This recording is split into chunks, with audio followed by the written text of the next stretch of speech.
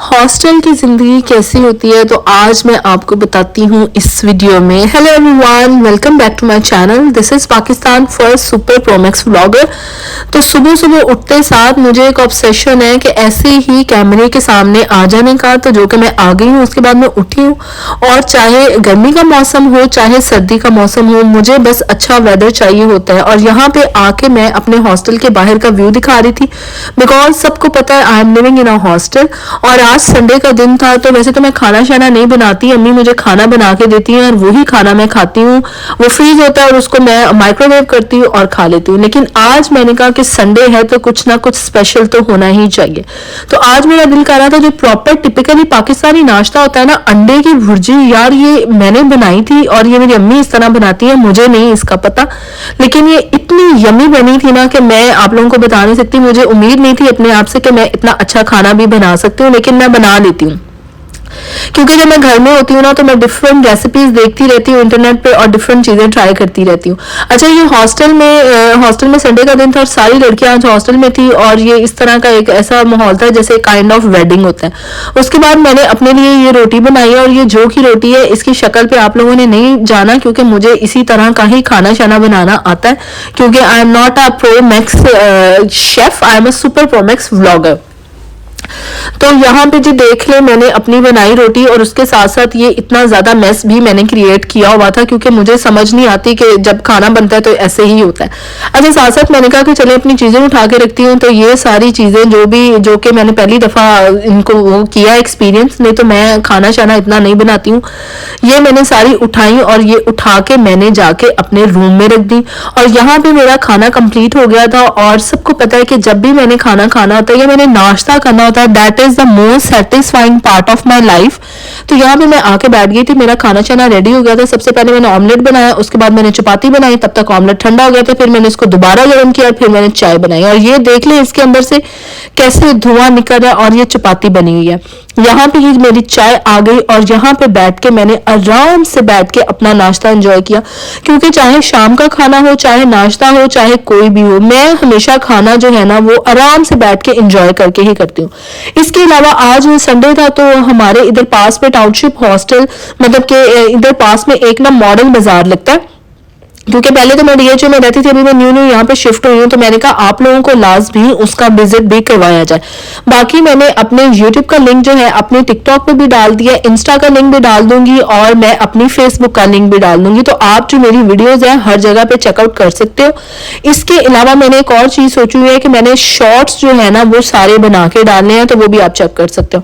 अच्छा, यहाँ पे मैं आपको दिखा रही थी कि ये मेरी बिफोर लुक है। और मैंने सोचा था क्योंकि मॉडल बाजार जाना, तो मैंने अबाया, मेरी एक फ्रेंड है वो सऊदी अरब गई थी उन्होंने उम्र के लिए, तो वो मेरे लिए अबाया लेके आई थी, उन्होंने मुझे अबाया गिफ्ट किया। तो मैंने अबाया वगैरह मैं पहनती नहीं, मैंने कहा चलो मैं अबाया पहनूंगी। फिर मेरा प्लान कैंसिल हो गया और मैंने अपने नॉर्मल कपड़े ही पहन लिए। अच्छा, यहाँ पे मॉडल बाजार जाते हुए मुझे एक बहुत ही प्यारे ये कलियां और फ्लावर्स नजर आ गए, तो मैं वो देख रही थी। यहाँ पे जी हम अपनी लोकेशन पे पहुंच के, ये है मॉडल बाजार टाउनशिप और ये मरियम नवाज ने जो है वो इनिशिएट करवाया हुआ है। अच्छा, ये पीछे एक लड़का वो एंट्रेंस पे आप देख रहे हो, तो ये मैं गई तो ये बेचारा खाना खा रहा था और मुझे ये इतना अच्छा लगा कि मैंने इसको भी कैप्चर कर लिया अपने व्लॉग के अंदर। यहाँ पे जैसे ही हम लोग एंटर होते हैं तो ये इसकी एंट्रेंस है और यहाँ पे काफी रश है। अच्छा, मुझे नहीं पता था कि यहाँ पे हर चीज मिल जाती है, लाइक जो एक हाउस वाइफ होती है ना उसके लिए ये परफेक्ट बाजार है। और मैं इसके शॉर्ट्स भी डालूंगी ताकि जितनी भी हमारी पाकिस्तान में लाहौर में गर्ल्स हॉस्टल में रहती हैं या वो घरों में रहती हैं और उनको इस बाजार का नहीं पता, तो उनको भी पता चल जाए।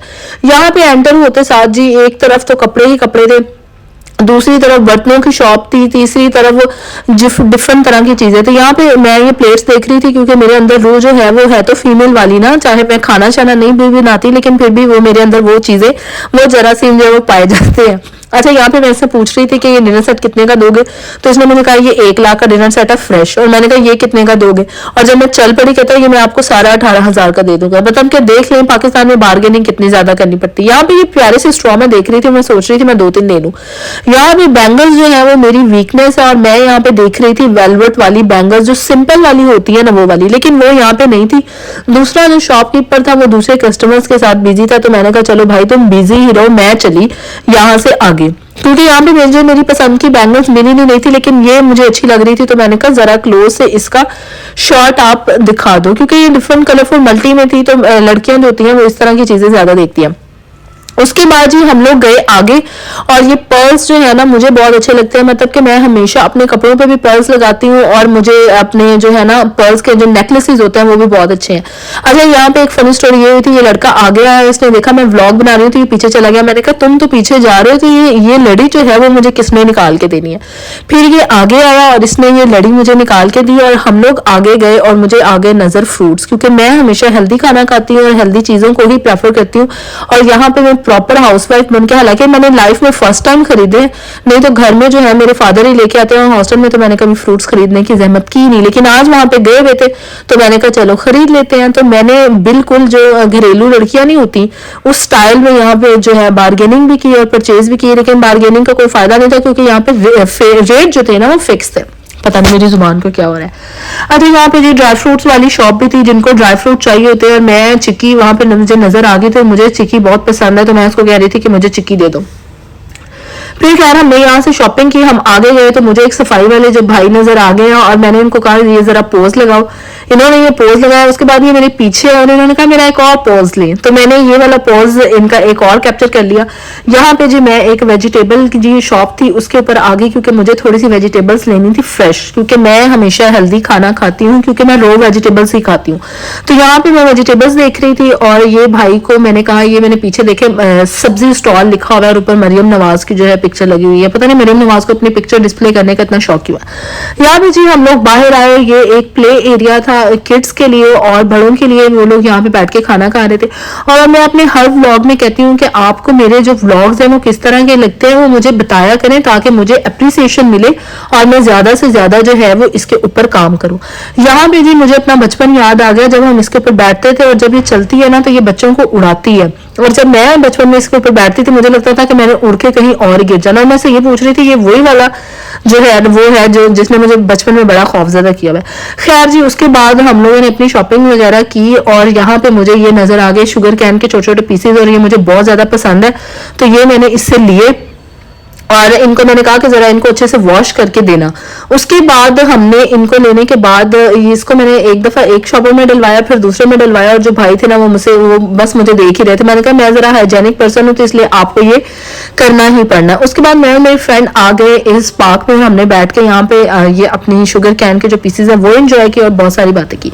अच्छा, मैंने लिंक डाल दी है उसके ऊपर टिकटॉक में, उस पर जाए, मेरे चैनल को सब्सक्राइब करें और मेरी वीडियो को अप्रिशिएट करें, ताकि मुझे ये पता हो कि मेरी जो वीडियोस आप लोगों को पसंद आ रही है मैं ज्यादा काम करूं।